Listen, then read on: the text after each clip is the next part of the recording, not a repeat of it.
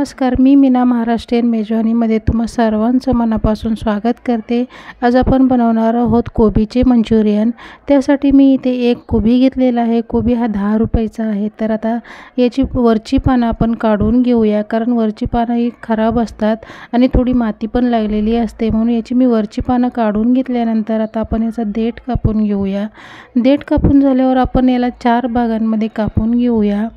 तर आता हा मी मध्यभागी कापून घेते आणि याचे 4 भाग करून आपण हा कोबी किसून घेऊया। तर किसताना हा कोबी आपल्याला एकदम बारीक न किसता थोडासा पातळ ठेवायचा आहे। तर आता आपण हा किसणीने किसून घेऊया। तर आता हा कोबी आपण खोबरं किसतो त्या साईडने न किसून घेता आपण बटाट्याचे वेफर करतो त्या ब्लेडने आपल्याला हा किसून घ्यायचा आहे, म्हणजे एकदम पातळ किसला जातो। तर आता हा सगळा कोबी मी असा किसून घेते। तर बघू शकता छानपैकी पातळ आपला कोबी किसून झालेला आहे। जर तुम्हाला कोबी किसून घ्यायचा नसेल तर बारीक बारीक कापून घेतला तरीही चालेल।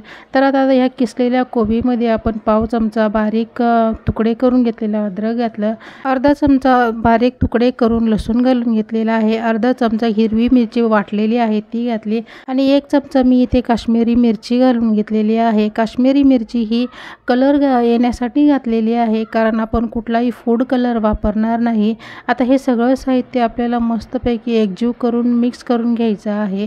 तर हे चांगलं मिक्स झालं। आता यामध्ये आपल्याला कॉर्नफ्लॉवर आणि मैदा घालायचा आहे। तर मी इथे चमच्यानी दोन्ही सेम प्रमाणात घेणार आहे। तर कॉर्नफ्लॉवर आणि मैदा एकदम न घालता मोजून घेतल्यामुळे आपल्याला परफेक्ट प्रमाणात अंदाज येतो आणि पीठ आपलं जास्त होत नाही, एकदम परफेक्ट बनतं। तर मी इथे 2 चमचे मैदा आणि 2 चमचे कॉर्नफ्लॉवर घालून घेतलेला आहे आणि मिक्स करून घ्यायचं।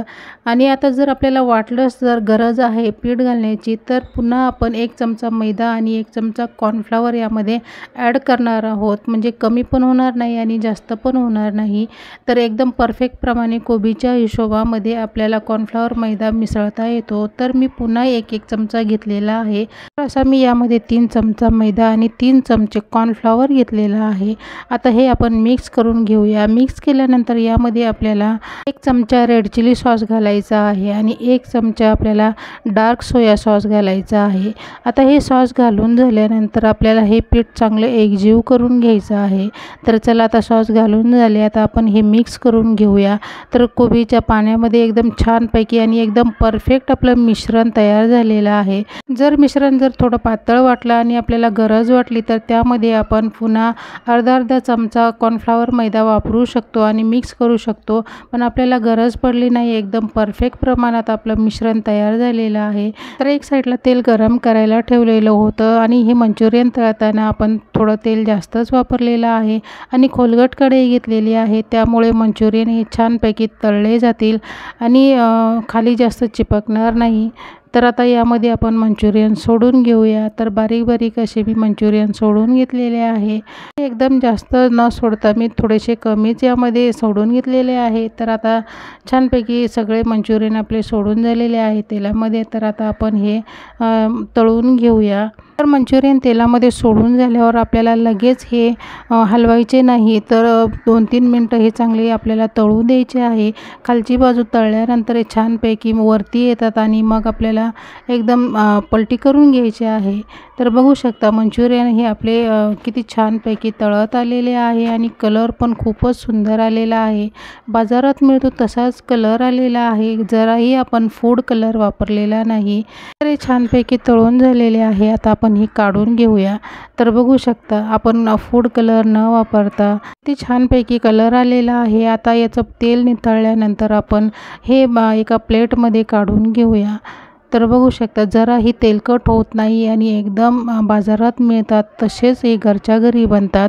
तर नक्की करून बघा। तर आता ही आपली पहिली बॅच तळून झाली, आता आपण हे काढून घेऊया आणि असेच आपण दुसरे मंचुरियन पण तळून घेणार आहोत। तर मी कढईमध्ये दुसरे मंचुरियन पण सोडून घेतलेले आहे आणि आता आपण हे पण छानपैकी तळून घेऊया। तर एकदम कुरकुरीत असे हे मंचुरियन बनतात, जसे आपण गाड्यावर खातो तसेच बनतात। खूपच छानपैकी आपले हे दुसरे पण मंचुरियन तळून झालेले आहे। तर आता आपण हे काढून घेऊया।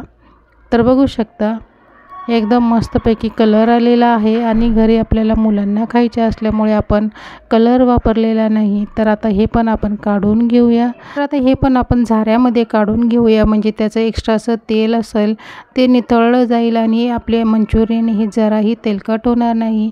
तर आता हे मंचुरियन काढून झालेले आहे. तर कलर पण बघू शकता किती सुंदर आलेला आहे. तर आता हे सगळे आपण मंचुरियन तळून घेऊया. तर सगळे मंचुरियन तळून झालेले आहे आणि तेल निथळलं आहे. तर बघू शकता किती छानपैकी कलर आलेला आहे आणि घरगुतीमध्ये आपण फूड कलर न वापरता मुलांना अशा पद्धतीने चायनीजच्या गाडीवरून विकत न आणता घरीच बनवून खाऊ घालू शकतो. तर एकदम टेस्टी आणि कुरकुरीत असे आपले मंचुरियन तयार झालेले आहे. तर मी तुम्हाला एक मंचुरियन तोडून दाखवते. तर बघू शकता जराही तेलकट झालेले नाही. तर नक्की करून बघा.